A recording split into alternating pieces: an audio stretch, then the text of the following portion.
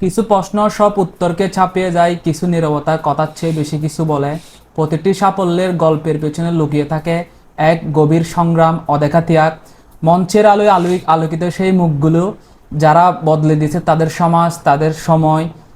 আসসালামু আলাইকুম, the spotlight এক্সক্লুসিভের আজকের বিশেষ আয়োজনে আমি আরফাতুল করিম। আমাদের সামনে এমন একজন ব্যক্তি আছেন যিনি স্কুলের ছাত্র রাজনীতি থেকে শুরু করে ছাত্র সমাজের ব্যাপক জনপ্রিয়। বুকে নাম তোমার রাখতে চাও অমলান, তবে হয়ে যাও তুমি জিয়াউর রহমান।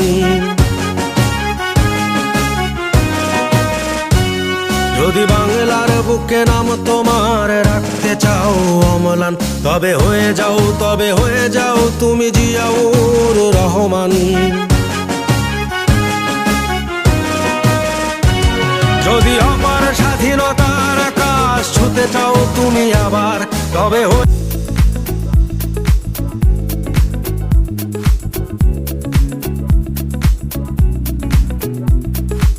স্বাগতম নুরুল আজিম, আপনাকে। কেমন আছেন?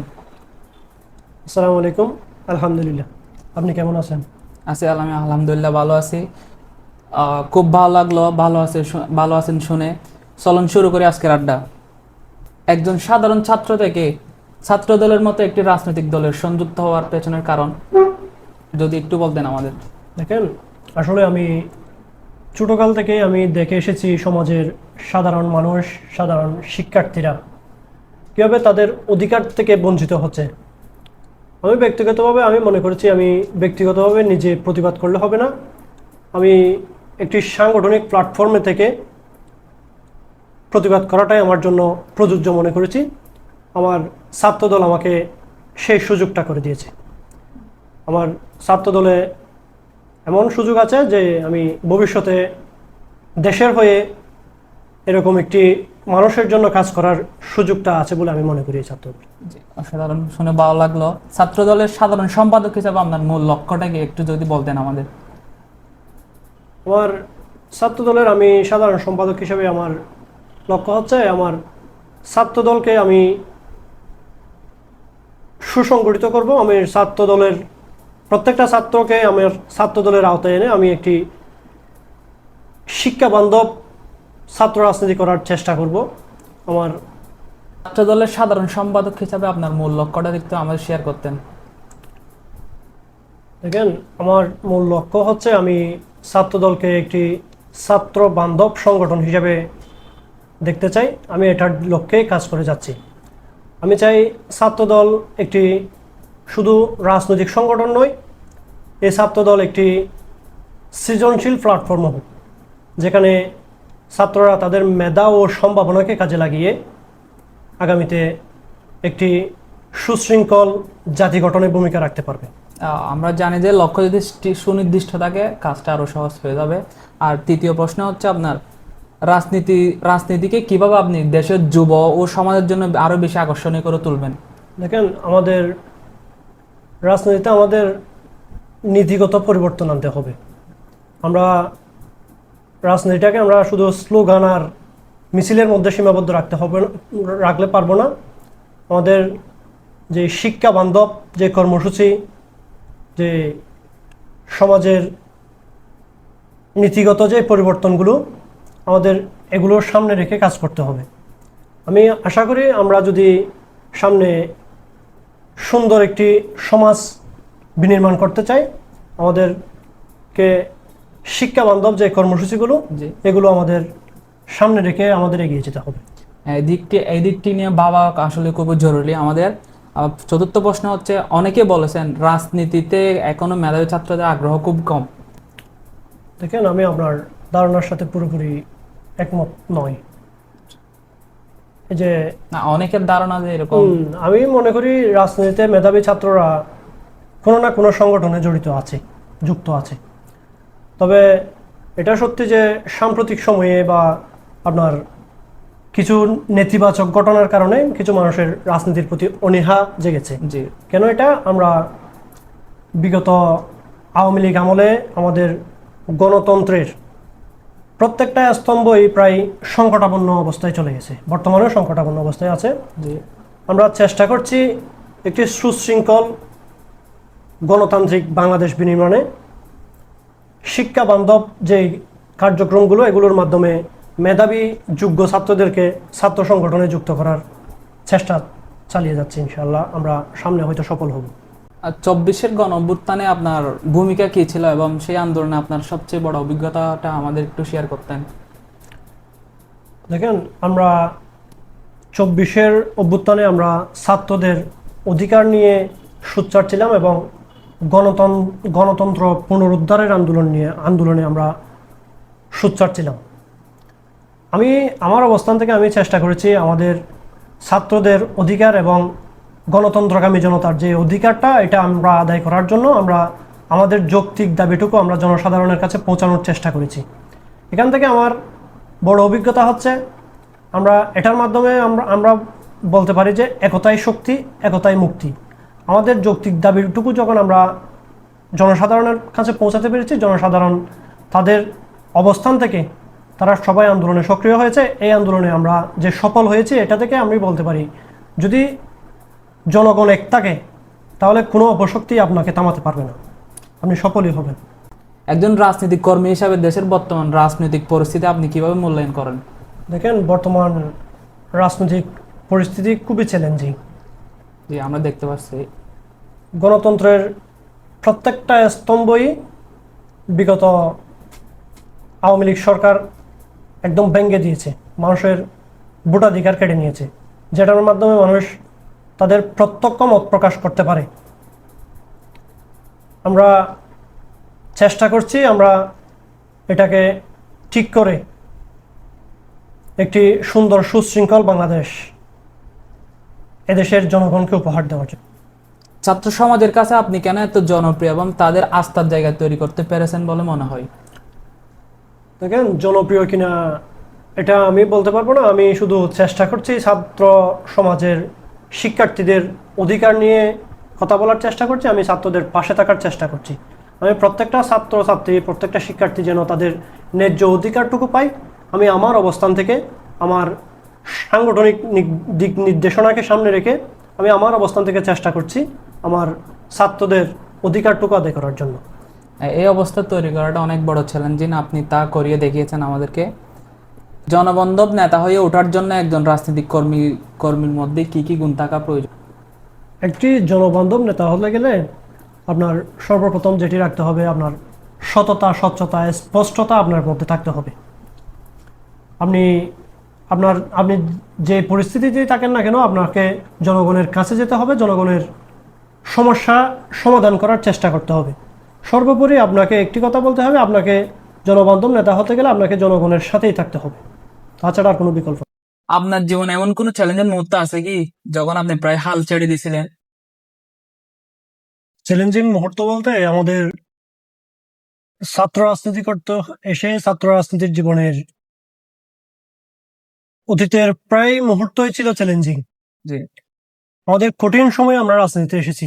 এই রাজনীতিতে এসে আমাদের এমনও সময় গেছে মাঝে মাঝে এক রাতে আমাদের 3বার স্থান পরিবর্তন করতে হয়েছে। এমন কঠিন সময় আমাদের পার করতে হয়েছে। এক সময় মনে হয়েছিল আমি ভুল পথে আসছি মনে হয়। আবার যদি দেশের কথা চিন্তা করি, মানুষের অধিকারের কথা চিন্তা করি, কিছু মানুষের শুভাকাঙ্ক্ষীদের সমর্থনের কথা চিন্তা করি, আবার নিজেকে মনে হয় আমি সঠিক জায়গায় আছি, আমরা ইনশাআল্লাহ একদিন সফল হব। রাজনীতি না আসলে আপনি নিজেই কোন পেশায় সংযুক্ত করতেন? রাজনীতিতে না আসলে পেশা বলতে আপনার রাজনীতি পেশা নয়, রাজনীতি একটা জনকল্যাণমুখী কাজ করার একটা প্ল্যাটফর্ম। এটাকে আমি পেশা বলি না, এটাকে আমি নেশা বলি। পেশা বলতে আমি রাজনীতিতে আসলেও আমার একটা চিন্তা ভাবনা ছিল, রাজনীতিতে না আসলেও আমার একটা চিন্তা ভাবনা ছিল, আমার একটা মানে উৎপাদনমুখী একটা কৃষিভিত্তিক একটা উদ্যোক্তা হওয়ার স্বপ্ন ছিল, যেটার লক্ষ্যে আমি এখনো ছুটছি। ছাত্র রাজনীতির একজন স্বয়ংক্রিয় কর্মী হয়েও উদ্যোক্তা হওয়ার সিদ্ধান্ত কেন নিলেন? ছাত্র রাজনীতির একজন সক্রিয় কর্মী বলতে আমি ছাত্র রাজনীতিকে একটা আলাদা প্ল্যাটফর্ম, জি, উদ্যোক্তার বিষয়টা এটা আরেকটা বিষয়। এখন ছাত্র রাজনীতি করি আর না করি, আমার পেশাগত একটা জীবন তো থাকতে হবে, আমার পেশায় তো কোনো একটা পেশায় তো আমার থাকতে হবে। তো ওই দিক দিয়ে আমি চিন্তা করছি আমি উদ্যোক্তা হলে আমার কিছু মানুষের কর্মসংস্থান তৈরির একটা জায়গা তৈরি হবে, যেটা আমার রাজনৈতিক আদর্শের সাথে জড়িত। অবশ্যই। প্রেসিডেন্ট জিয়াউর রহমান আপনার ক্ষমতায় আসার পরে সর্বপ্রথম উনি এরকম উর্বর স্বনির্ভর বাংলাদেশ বিনির্মাণের জন্য এই উদ্যোক্তার উপরই গুরুত্ব দিয়েছিলেন বেশি। আপনি নিজেকে একজন সফল রাজনীতিবিদ হিসাবে দেখতে চান, নাকি একজন সফল উদ্যোক্তা হিসাবে দেখতে চান?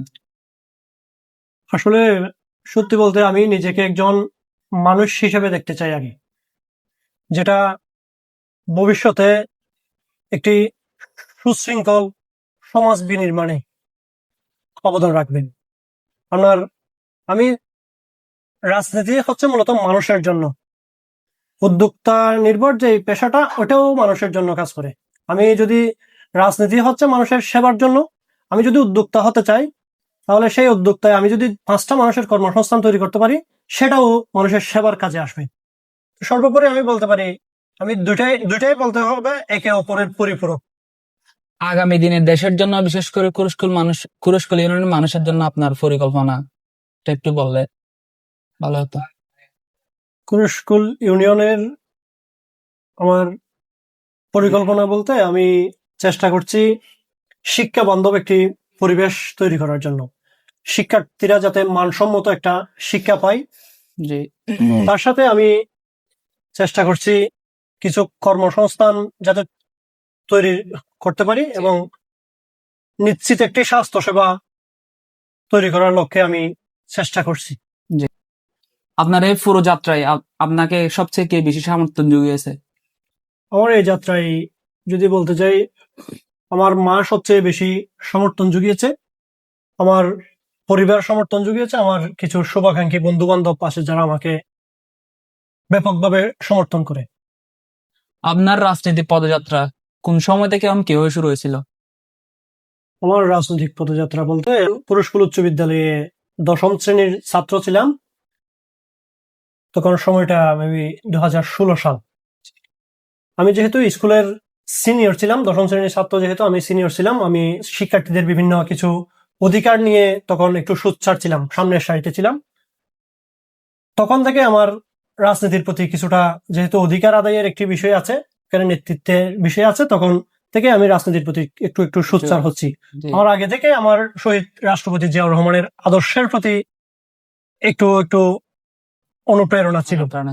সেই থেকে আমি স্কুলের এসএসসি দেওয়ার পর থেকে আমি সর্বপ্রথম আমার রাজনৈতিক যাত্রাটা আমার এলাকা থেকেই শুরু হয়। আমি প্রথম ওয়ার্ড ছাত্র দলের সদস্য হয়েছি, তারপরে ওয়ার্ড ছাত্র দলের সভাপতি হয়েছি, তারপরে গিয়ে ইউনিয়ন ছাত্র দলে এসেছি। সেই থেকে বর্তমানে আমি ইউনিয়ন ছাত্র দলের সাধারণ সম্পাদক হিসেবে দায়িত্ব পালন করছি।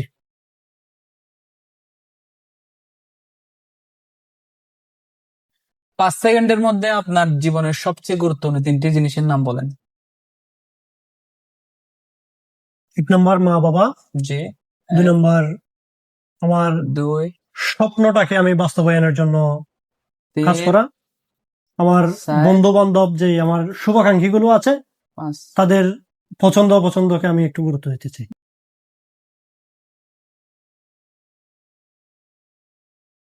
শুরু করছি ডায়মন্ড চ্যালেঞ্জে। শহরের জীবন পছন্দ করেন না গ্রামীণ জীবন পছন্দ করেন? অবশ্যই গ্রামের জীবন। গ্রামীণ জীবন। ব্যক্তিগত সাফল্য না সমষ্টিগত সাফল্য? আমি সমষ্টিগত সাফল্যটাকে বেশি পছন্দ করি। সামাজিক কাজ না রাজনৈতিক কাজ? অবশ্যই সামাজিক কাজের মধ্য দিয়েই তো রাজনৈতিক সূচনা। টাকা না সম্মান? জীবনে তো দুটাই প্রয়োজন। কোনটাকে বেশি প্রাধান্য দিবেন? সম্মান। সম্মান। অনেকে বলে যে টাকা দিয়ে তো সম্মান কেনা যায়, সেক্ষেত্রে বলবেন? টাকা দিয়ে সম্মান কেনা যায়, ওটার ক্ষেত্রে গিয়ে আপনি যে সম্মানটা নিজের যোগ্যতার মাধ্যমে, নিজের কাজকর্মের মাধ্যমে অর্জন করবেন, ওই সম্মান আর টাকার সম্মান ব্যবধান আছে। আপনি যদি টাকা দিয়ে সম্মান কেনেন, তাহলে এলাকার মানুষ, সামাজিক ব্যক্তিবর্গ আপনাকে হয়তো সামনে থেকে আপনার টাকার দাপটের উপর নির্ভর করে আপনাকে সম্মান করবে, কিন্তু পেছন থেকে আপনাকে পছন্দ করবে না। নিজের অর্জনের মাধ্যমে যদি আপনি সম্মান অর্জন করেন, ওটা হচ্ছে আপনার মানুষের মন থেকে যে ভালোবাসাটা পাওয়া যায়, ওটাই প্রকৃত। শান্ত জীবন পছন্দ করেন না চ্যালেঞ্জিং জীবন পছন্দ করেন? আমি চ্যালেঞ্জিং জীবন পছন্দ করি। নিজের ভুল থেকে শেখা না অন্যের ভুল থেকে শেখা? নিজের ভুল থেকে শিখতে চাই। পরিশেষে আমাদের তরুণ প্রজন্মের উদ্দেশ্যে যদি কিছু বলতেন। তরুণ প্রজন্মের উদ্দেশ্যে যদি আমি বলতে চাই, স্বপ্ন দেখতে হবে এবং সেই স্বপ্নকে বাস্তবায়নের লক্ষ্যে আপনাকে কঠোর পরিশ্রম করতে হবে। স্বপ্ন দেখুন এবং সেই স্বপ্নকে বাস্তবায়নের লক্ষ্যে নিজের মধ্যে নিজের অন্তরে একটা দেশপ্রেম নিয়ে মহান আল্লাহর উপর ভরসা করে এগিয়ে যান, ইনশাল্লাহ সফল হবেন। আজকের আড্ডা থেকে আমরা অনেক কিছু জানলাম। আমাদের সাথে ছিলেন নুরুল আজিম। তার তরুণদের সম্পর্কে, তার চিন্তা ভাবনা, রাজনৈতিক চিন্তা ভাবনা অনেক কিছু জানলাম। ধন্যবাদ নুরুল আজিমকে আমাদের সাথে থাকার জন্য। আপনাকে অসংখ্য ধন্যবাদ আপনাদের দ্য স্পটলাইট এক্সক্লুসিভের আজকের বিশেষ আয়োজনে আমাকে আমন্ত্রণ জানানোর জন্য। আজ আমরা এমন একজন ব্যক্তির সাথে কথা বললাম, তার জীবনের গল্প, তার রাজনৈতিক আদর্শ এবং তার স্বপ্নগুলো। আগামী পর্বে দেখা হবে নতুন কোনো গল্পের সাথে। ততদিন পর্যন্ত সুস্থ থাকুন, ভালো থাকুন, দ্য স্পটলাইটের সাথে থাকুন। স্পটলাইট এক্সক্লুসিভের পক্ষ থেকে বিদায়, ভালো থাকুন, আসসালামু আলাইকুম।